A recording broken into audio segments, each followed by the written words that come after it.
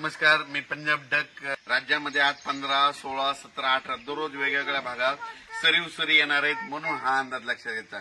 राज्यातल्या सर्व शेतकऱ्याला सांगू इच्छितो की ज्यांच्या जमिनीमध्ये ओल आहे, तुम्ही काय करा की जमिनीत पेरणीची तयारी करा. जमिनीत 1 फूट असेल तर तुम्ही पेरणीची तयारी करू शकता, म्हणून हे अंदाज लक्षात घ्यायचा. पण राज्यात सांगायचं झालं तर दररोजच वेगवेगळ्या भागात पाऊस चालू राहणार आहे, म्हणून हे अंदाज लक्षात घ्यायचा. सरी चालू राहणार आहेत, म्हणून सर्व शेतकऱ्यांनी सर्वदूर एखाद्या पाऊस पडणार नाही, पण भाग बदलत बऱ्याच ठिकाणी पाऊस चालूच राहणार आहे, म्हणून हा अंदाज लक्षात घ्यायचा. पूर्व विदर्भ, पश्चिम विदर्भ, दक्षिण महाराष्ट्र, उत्तर महाराष्ट्र, कोकणपट्टी, खानदेश, मराठवाडा या सगळ्या भागामध्ये वेगवेगळ्या भागामध्ये दररोजच पाऊस आहे. एकदम पाऊस काय उघडणार नाही, त्याच्यामुळे काही चिंता करायची गरज नाही. म्हणून पेरलेलं देखील तुमचं उगवणारच आहे, म्हणून हा अंदाज लक्षात घ्यायचा.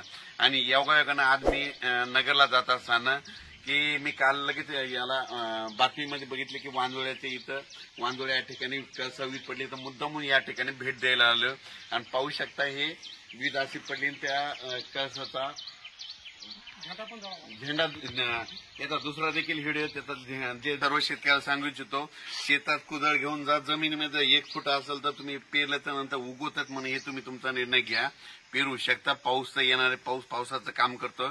एकदम पाऊस असा उघडणार नाही, पण भाग बदलत पडणारच आहे, सरी येणार आहे, म्हणून हा अंदाज लक्षात घ्यायचा. अचानक वातावरणात बदल झाला तर उद्या एक लगेच मिश्र दिला जाईल. धन्यवाद. परत एक माझी सर्व शेतकऱ्याला विनंती की आता जे म्हणजे आज 15 जून पासून जे पाऊस पडणार आहे तर त्याच्यामध्ये विजेचं प्रमाण जास्त असणार आहे, वारं सुटणार आहे.